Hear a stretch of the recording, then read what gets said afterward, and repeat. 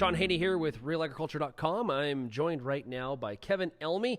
He's a farmer from Saltcoats, Saskatchewan, but as well, Cover Crops Canada. Hey, Kevin, how's it going? Oh, delightful. And you? I'm doing good. Hey, where's harvest for you? How are you making out? He laughs. Well, it's been very relaxing type of harvest where, you do a little bit of harvest and then you get 3 or 4 weeks off and you work for a couple more hours and you get a couple more weeks. It's been another one of those falls. Just splendid stuff. Eh? It's just, lots of time to fit hobbies in while you're trying to wait for the weather to smarten up, it seems. Yeah, it's you got to laugh once in a while, man. Honeydew list is getting shorter. Yeah, there you go. It's trying a lot of patience. I hear you. Okay, hey, let's talk. We're going to talk about cover crops. And in an earlier segment today on Real Ag Radio, Peter W.P. Johnson and I were talking about clover and some of the challenges there with weed control. But I want to get your perspective from a Western Canadian standpoint here. You were one of the early people on cover crops in Western Canada when people were saying it will never work. That is an Eastern Canadian thing. Parts of the U.S., it is definitely not applicable here in Western Canada, but quite frankly, you're proving them wrong. Well, it's not me necessarily proving them wrong. It's all of the people out there that are, trying it, adapting to it. When we start talking about when people are saying, it doesn't work here, that line works all the way from Mississippi all the way up to La Crete, Alberta, where it doesn't work. Yet you look around the area, it does work. The issues is, okay, so how do we, and once again, how do we make it work here on a year like this where we're not getting the harvest off? There are some ways around it. There's some management tricks and tools we have access to that we can make it work. The issue is, once again, starting up here, we have to be able to say, okay, how are we going to make it work versus, it isn't going to work. So we've seeded with airplanes. We've went to shorter maturity speed crops that we're growing. The whole idea of Lana Shaw pushing and not pushing, but researching and learning about the intercropping. All of these things are all a real good fit on making this system work. My perception has been that the people that are heavily involved in cover crops, it's a pretty collaborative group. I would sort of describe it as like sort of open source farming. There's not a lot of private information. Everybody's fairly open about what's worked, and quite frankly, more importantly, probably what hasn't worked. Yeah, well, exactly. And that learning of what doesn't work, that's as crucial as what does work. When I'm going around and I'm talking to people and they're telling me that, their successes, and I said, okay, of these 8 species we put in, what did you find was the weakest? What did you like about it? What didn't you like about it? How do we change it? How do we modify it? How do we make it better? What is the rotation? What is their needs? What is the perception of where they're at soil health wise? Is one of the problems that there's just so many options? Because, I've been to numerous presentations on cover crops, and quite frankly, if you're not like really into it at first glance on an elementary level, it's kind of overwhelming. It's intimidating. Because when you look at the product lines that we have 60 different species that we have access to, never mind the stuff that the person has on their farm. Where do you start? So one of the things that I've broken it down to is a nice little triangle of functional plant groups. So basically the 3 basic ones we have is a grass, a legume, and a broadleaf. And in the broadleaf, I've broken it down to 3 more where you have brassica, non-brassica, and forbs. So when we're going through and we're looking at rotation, what was the last crop? What is the next crop? And you take those 2 functional plant groups out of your cover crop because you're going to cause issues. So that's the easiest way. So to go in with going from peas to so you're dealing with a grass and you're dealing with the legume. Now you're missing a broadleaf. So you try and get, and this is where the radishes have an awesome fit between a legume and a grass. If you're going between a canola and oats, okay, so that's a brassica going to a grass. So we want to try and get a legume in there. That's as a real simple way of taking a look at these functional groups.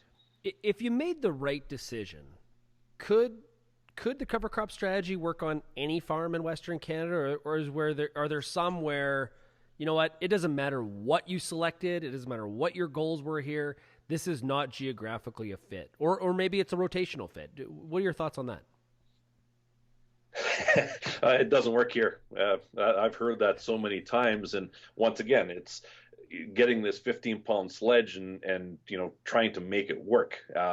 15-pound sledge, wonderful tool for when you're wanting to pound things in, but when we need a little bit of finesse, we're going to have to go to a different tool. So that when we are looking at different rotations, different soil types, different climatic experiences, now we have to change and adapt to what kind of cover crops we use. So, the whole thing of when I'm at meetings, people say, well, no, I can't. Well, why can't you? And so if it's they don't have the right pieces of equipment, okay, I can work with that. But right now I'm doing all of our cover crop work using a 1986 Bourgault air seeder. So it isn't the newest, it isn't the fanciest, it's quite common piece of equipment. What I've done is I've changed some of the species, the crops that I'm growing. I'm utilizing aerial seeding. I'm using some tools that are there, and everybody will have access to something like that. Do you have an example of a strategy that people use that really we found out, or it's sort of come to light that this has not worked? With anything with the crop oscillation between wheat and canola, throwing radishes in, it's suicide.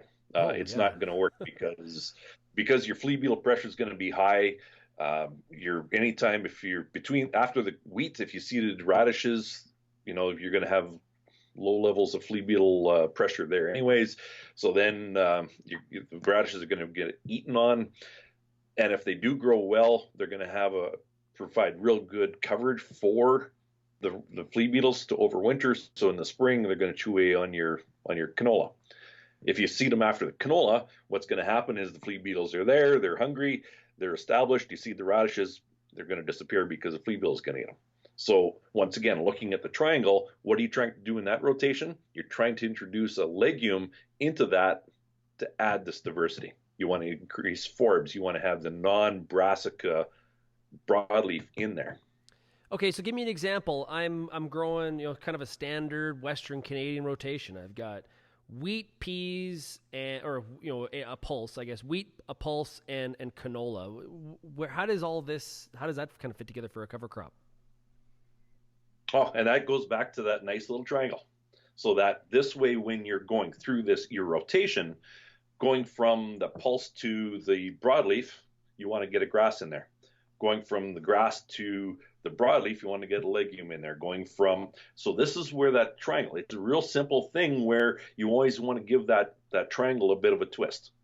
Then when we start dealing with issues of, natural disasters of hail, drought, flooding, all of these other things, or you have these non-productive areas in the farm, this is when we can get in, find out what your issue is in these areas, whether it's poor drainage, whether it's low soil fertility, salinity, all of these problems, dive in with a very specific cover crop for those areas to then build and reclaim those areas.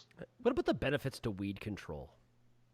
Oh, well, the whole thing, Why Weeds Grow, is a nice little book that every farmer should read.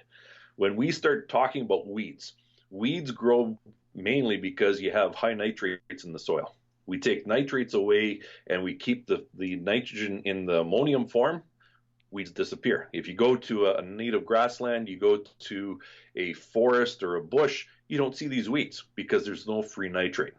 So if we can have these green living plants growing, having them tie up that free nitrate, and then having them release it when our crop needs it, we don't have the weed pressure. And so the next step is kochia, foxtail.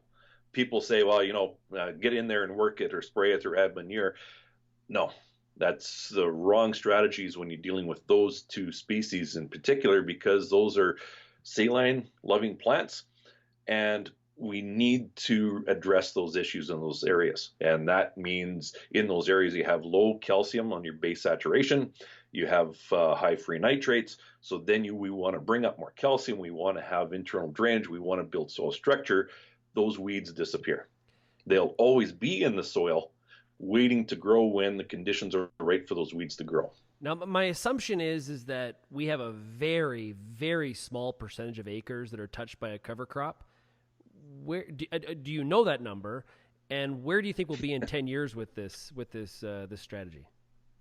There's guesses out there, and maybe 2% of the acres are being potentially looked at for in over the last, say, 5 years, and that'll be rotated through.